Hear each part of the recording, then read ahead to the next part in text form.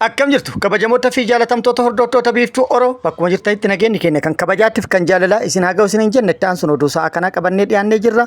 Hanganuma sagantaa kanaatti nu wajji turaan affeerraa kenna kun biiftuu Oroodha keessani jajjabeeffadha laayik sheer godhuu hin dagatina kallattimaan gara mata duree oduu amma qabadhetti yeroo dabru oduun jalqaba. Ilmaan Arsee Sikkoo Mandoo marii gaggeessaniin saamicha lafa Oromoo irratti raawwatame kan mormaniif kan balaaleffatan ta'uu ibsanii jiru. Mormii ilmaan Booranaa yookaan Oromoon Booranaa jalqabe cinaa kan dhaabbatan.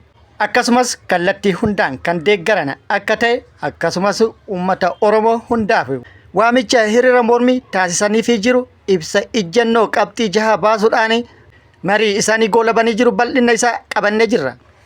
Itoophiyaatti guyyaa tokkotti hojiin biqiltuu miliyoona 700 dhaabuu har'a jalqabee itti oolee jira. Duula hojii biqiltuu miliyoona 700 dhaabuu kana irratti naannoleen hunduu hirmaatanii jiru. Dabalata odeeffannoo kana qaba. Oduun itti aanu oduu oolmaa Oromiyaati. Oduu oolmaa Oromiyaatti lolli Oromiyaa bakkoota garaagaraatti loltoota mootummaatti waraana bilisummaa Oromoo gidduutti gaggeeffamaa jiru. Akkuma itti fufetti jira waraanni bilisummaa Oromoo haleellaa bakkoota garaagaraatti loltoota mootummaa irratti raawwateen injifannoo argadhe jedhee jira. Dabalata oduu kanallee qabna. Guutuu oduu kanneenitti fi kan biroo wajjin isin wajjin kan turu ani Bariisoo Ganamooti. Guutuun oduu akka itti aanu kanatti wal duraa duuban isiniif dhiyaatu.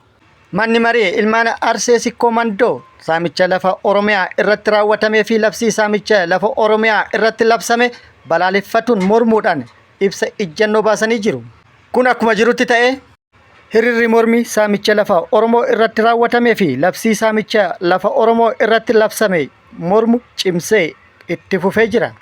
Kibba Oromiyaatti aanaalee fi magaalota garaagaraa keessatti cimee guyyaa 5ffaaf kan itti fufe yoo ta'u, manni maree ilmaan Arsee Sikkoo Mandoo saamicha lafa Oromiyaa irratti raawwatamee fi labsii saamicha lafa Oromiyaa irratti labsame balaaleffatee jira, mormee jira. Akkasumas ibsa ijjannoo baasuudhaan dura dhaabbatee jira. Miseensonni mana maree kana kan biyya keessatiif kan biyya alaa walitti dhufuudhaan marii gaggeessaniin daangaa fi garaachi Oromiyaa dhiiga fi lafee ilmaan Oromoo hundaatiin kabajamee jiraatee har'a ga'e. Haa ta'u malee mootummaan biltiginnaa Oromiyaa diigee kaartaa impaayera jaarraa 21ffaa diriirsaa jiraachuu hubannee jirra. Gocha kanaan wal faana mirga uummanni Oromoo hanga har'aatti dhiiga fi lafee isaatiin gonfate dhabamsiisee duwwatti hambisuuf hojjetaa jiraachuu arginee jirra. Walumaa galatti maalummaa fi sabboonummaa uummata Oromoo balleessee mootummaa qeenxee aadaa seenaa fi amantii saba tokkoo irratti hundeeffate ijaaraa jiraachuu hubannee jirra. Akkasumas daangaa fi garaachi Oromiyaa bara Minilikii fi mootummoota cunqursoo dabran caalaa saamicha irratti raawwataa jiran. Akkasumas bara mootummaa biltiginnaa daangaa Oromiyaa bara Minilik caalaa kaabaa kibbaan bahaa dhiyaan caphee saamamaa jiraachuu hubannee jirra. Walumaa galatti yeroo ammaa kana bittaa mootummaa biltiginnaa jalatti Oromoon hunduu haala wal fakkaataa keessa jira. Sikkoo Mandoo, Ituu Humbannaa, Afran Qal'oo, Maccaa Tuulamaa, Sabbaa Goonaa, Walloo Karrayyuu biyya haadha fi abbaa isaa keessatti lafaa fi qe'ee isaa irraa buqqifamee baqataa ta'ee jiraachuun isaa qabatama jiru. Walumaa galatti rakkoo Oromiyaa fi Oromoon bulchiinsa biltiginnaa jalatti keessatti kufte irratti hundaa'uun ibsa ijjannoo itti aanu kana baasatanii jiru. Tokkoffaa hiriira mormii Oromoon Booranaa lafti keenya lafee keenya jechuudhaan jalqabe kana waan qabnuun osoo of hin qusanne ni deeggarra bira dhaabbanna. Lammaffaa uummanni Oromoo Sikkoo Mandoo akkuma Oromoo Booranaa lafti isaa saamame biyya isaa keessatti baqataa ta'e akka lammii lammataatti jiraataa waan jiruuf mormii wal fakkaataa Oromoon Booranaa gaggeessaa jiru hatantamaan akka eegalamu waamicha taasifnee jirra.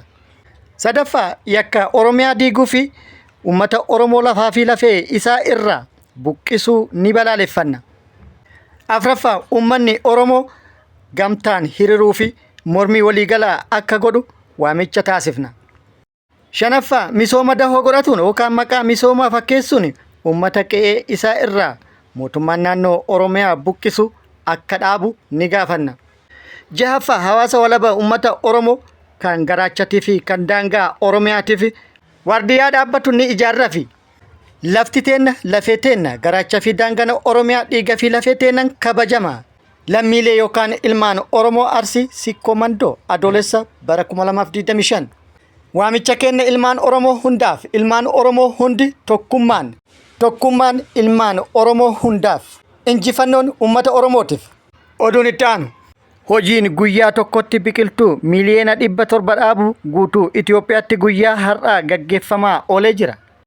Duula biqiltuu dhaabuu har'a gaggeeffameenis biqiltuun miliyoona 700 miliyoona 14.7 kan dhaabame yoo ta'u karooraa ol miliyoona 14.7 kan dhaabame ta'uun odeeffannoon bahe ibsee jira. Kan bara 2017 guutuu Itoophiyaatti ganama har'aa irraa eegalee kan adeemsifamaa oole yoo ta'u biqiltuun miliyoona 100 dhaabamu qindeessan koree teeknikaa ashaaraa magariisaa beeksisee jira. Sagantaa biqiltuu dhaabuu kanarratti namoonni miliyoona 4.3 hirmaachuunis gabaafamee jira. Sagantaa ashaaraa magariisa bara kanaa keessatti biqiltuun gara biliyoona 8 ni dhaabama kan jedhame yoo ta'u kunis lakkoofsa biqiltuu waggoota 7 darban keessatti dhaabaman gara biqiltuu biliyoona 48tti ol guddisa jedhamee jira. Duulli biqiltuu dhaabuu kun hawaasa bira gaafilee fi yaada garaagaraa kaasee jira. Biqiltuu dhaabuun waan gaariidha, guddina biyyaatiif waan barbaachisuudha. Garuu biqiltuu dhaabame kunuunsi kenname biqiltuun waggaa 7 dabran kana keessatti dhaabbatan meeqatu qabate meeqatu immoo bade jechuudhaan kan gaafatanis jiru. Kana jechuun biqiltuun biliyoona 40 ol waggoota 7 dabran keessatti kan dhaabbate jedhamee gabaafamee jira. Kana jechuun immoo biyyattiin bosona guddaa tokko qabattee jirtu yookaan argattee jirti jechuudha. Qabatamaan lafarra jira jechuudhaan kan gaafatan kan jiran yoo ta'u biqiltuun biliyoona 40 kun hanga har'aa kan dhaabbate jechuudha. Lafarra yookaan hin jirre taate biqiltuu dhaabuun maaliif akkasumas biqiltuu dhaabuun kun dhugaa biyyaaf yaadameeti moo dhimma siyaasatu duuban jira jechuudhaan kan gaafatanillee jiru. Gara biraatiin haaluma wal fakkaatu biyya lubbuun namaa gatii itti dhabde keessatti biqiltuu gatii lubbuu namaa caalchisuudhaan xiyyeeffannaa itti kennuun kun dhugumaa fi jechuun kan gaafatanii fi ija shakkiitiin kan laalanis jiru. Gabaabumatti biqiltuu dhaabuun biyyaaf gatii guddaa qaba waan ta'eef biqiltuun dhaabame haa kunuunfamu. Akka kunuunfamuus xiyyeeffannaan itti kennamuun barbaachisaadha kan jedhanis jiru. Dhumarratti duula har'aatiin biqiltuun miliyoona 700 fi miliyoonni 14.7 dhaabamuudhaan karooraa ol miliyoona 14.7 akka dhaabame beeksifamee jira. Oduun itti aanu oduu oolmaa Oromiyaati. Oduu oolmaa Oromiyaati lolli Oromiyaa bakkoota garaagaraatti loltoota mootummaatti waraana bilisummaa Oromoo gidduutti gaggeeffamaa jiru akkuma itti fufeetti jira. Waraanni bilisummaa Oromoo loltoota mootummaa irratti bakkoota garaagaraatti haleellaa raawwateen injifannoo argadhe jedhee jira. Haaluma kanaan waraanni bilisummaa Oromoo zoonii kibba baha Oromiyaa Arsii Lixaatti haleellaa humnoota mootummaa irratti raawwateen injifannoo argadhe jedhee jira. Arsii Lixaa aanaa Arsii Nageelletti haleellaa humnoota mootummaa irratti raawwatee miidhaa guddaa kan irratti dhaqqabsiise akka ta'e kan beeksise yoo ta'u haleellaa raawwateenis humnoota mootummaa hedduu hojiin ala taasisuun hedduu addunyaa kanarraa godaansee hedduu madoodhaan adabuun injifannoo boonsaa irratti argadhe jedhee jira. Akkasumas waraanni bilisummaa Oromoo zoonii giddugala Oromiyaa kibba lixa shaggaritti bakkoota garaagaratti haleellaa humnoota mootummaa irratti raawwateen miidhaa guddaa irratti dhaqqabsiisuun injifannoo akka argate beeksisee jira. Kibba lixa shaggara aanaa Tolee bakkoota garaagaratti haleellaa raawwateen waraana mootummaa hedduu hojiin ala taasisuu beeksisee jira. Adoolessa 29 2025 guyyaa tokko dura jechuudha. Aanaa Tolee ganda Golelee fi Tamsa'aa jedhamutti tarkaanfii humnoota mootummaa irratti fudhateen humnoota mootummaa hedduu addunyaa kanarraa godaansee hedduu madoodhaan adabuun akkasumas meeshaalee hedduus irraa hiikkatuun injifannoo kan argate akka ta'e beeksisee jira. Tarkaanfii guyyaa tokko dura humnoota mootummaa irratti fudhateen humnoota mootummaa 48 battalumatti addunyaa kanarraa kan godaansise yoo ta'u 12 immoo madoodhaan adabee injifannoo gabbataa irratti kan argate akka ta'e odeeffannoon achirraa nu ga'e kan ibse yoo ta'u meeshaalee waraanaa hedduus xiqqaa hanga kan guddaatti yookaan immoo hanga kan gareetti irraa kan hiikkate akka ta'e odeeffannoon nu ga'e ibsee jira. Kana jechuun bireenii isnaapparaa fi akkasumas kilaashin hedduu akka ta'an odeeffannoon nu gahee jira. Humnoota madaanii hospitaala galan keessaa 5 humnaa ol ta'uun gara hospitaala biraatti riifara akka taasifame dhagahamee jira. Gama mootummaatiin waraanni mootummaa tarkaanfii fudhanne jedheen lubbuu namoota nagaa hedduu galaafatu odeeffannoon nu gahee jira.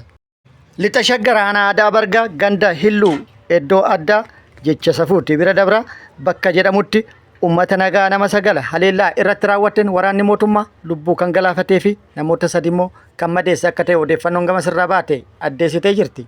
Namoonni ajjeefaman kunis namoota siyaasaa kan hin taanee fi siyaasaan ala kan ta'anii fi badii tokko malee haleellaan kan irratti raawwatamee fi lubbuun isaanii kan galaafatame akka ta'e hawaasni ibsee jira.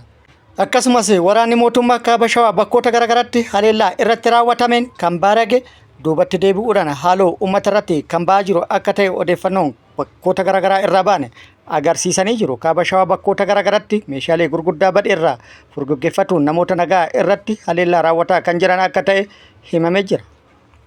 Oduun itti aanu Daayirektarri giddugala falmaa mirgoota namoomaa Itoophiyaa obbo Yaared Hayilamaariyaam itti gaafatamummaa isaanii gadi dhiisanii jiru.